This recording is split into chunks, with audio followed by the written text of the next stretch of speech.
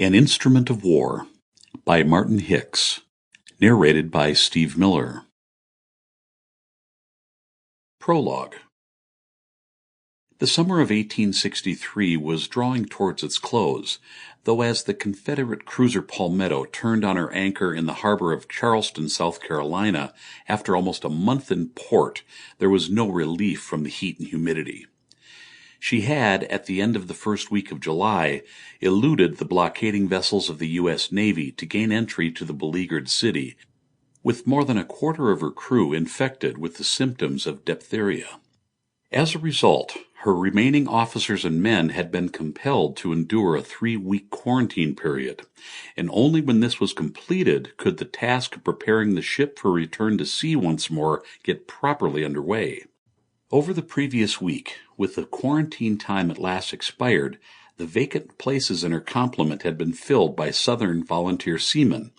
The task that now confronted Commander Thomas Grover, the captain of the Palmetto, was the absorption of these men into what had previously been a predominantly British crew.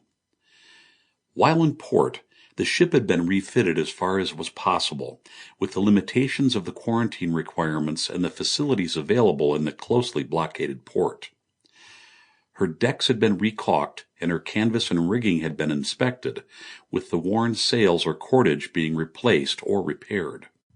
On Grover's orders, in the course of the general repainting, the white line along the sides of the ship's hull, from the fiddlehead to counter, too much of an identifying feature by his estimation, had been painted out.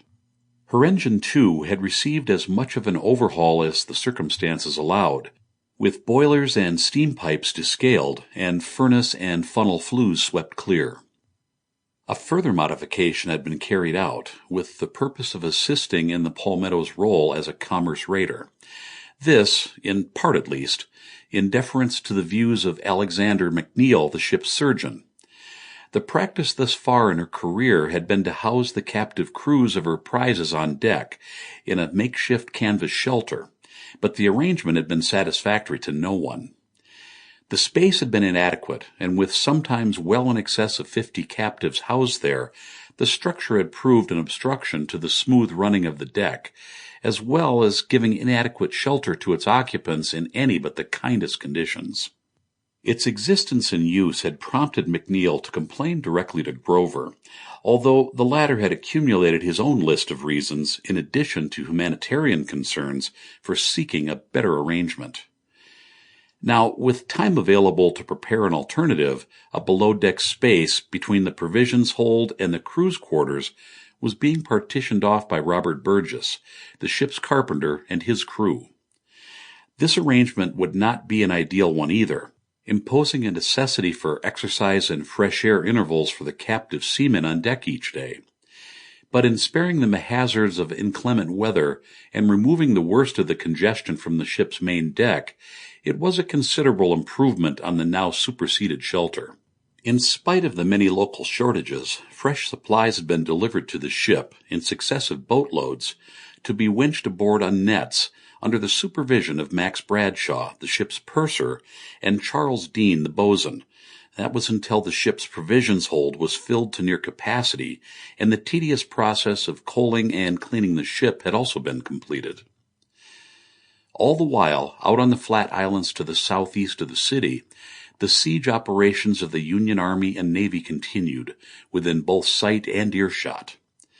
Few days passed without the thud of distant artillery being heard in both the city and the anchorage, and a hanging pall of gun smoke was often visible.